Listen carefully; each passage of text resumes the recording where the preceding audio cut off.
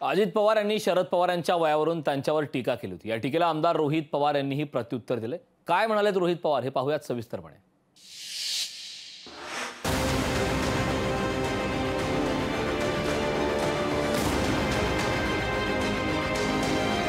शरद पवारांच्या वयाच्या वादाचा नवा अंक सुरू झालाय। आता हा वाद शरद पवारांच्याच भावकीत आलाय। खुद्द शरद पवारांनी अनेकदा सांगूनही अजित पवार गटाकडून शरद पवारांना रिटायर होण्याचे सल्ले सुरूच आहेत। काही जण 65ला रिटायर होतात, काही जण 70ला रिटायर होतात, काही 75ला रिटायर होतात। 80 झालं तरी माणूस रिटायर होणार, 84 झालं तरी तुम्ही थांबणार? काय चाललंय काय? अजितदादांनीही वारंवार हा मुद्दा छेडल्याने आता त्याबाबत रोहित पवारांनी दंड थोपवला। पवारांचं वय काढणाऱ्या अजितदादांना त्यांचाही वयाची जाणीव रोहित पवारांनी करून दिली। इतक्यावरच ते थांबले नाहीत, तर त्यांनी कशी महत्त्वाची पदं भूषवली याची बाराखडीच म्हणून दाखवली।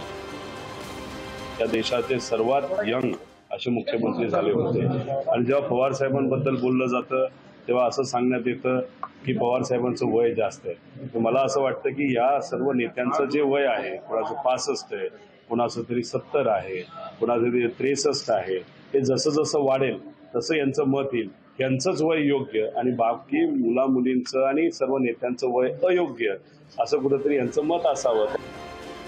अजितदादांनी जसं थोरल्या पवारांना लक्ष केलंय तसं त्यांनी रोहित पवारांबाबतही केलं होतं। राजकारणात नवख्या रोहित पवारांनाही अजितदादांनी हिणवलं होतं।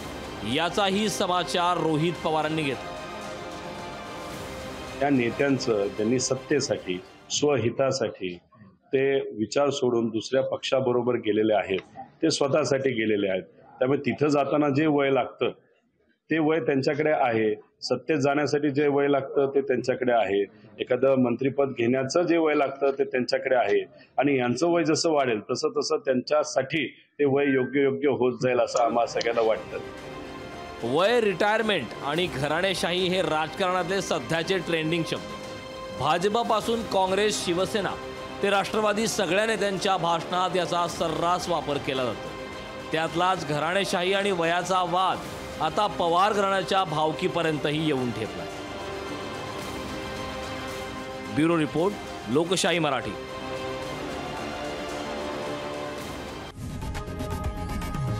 लोकशाही मराठी ऐका, पहा, जागरूक रहा।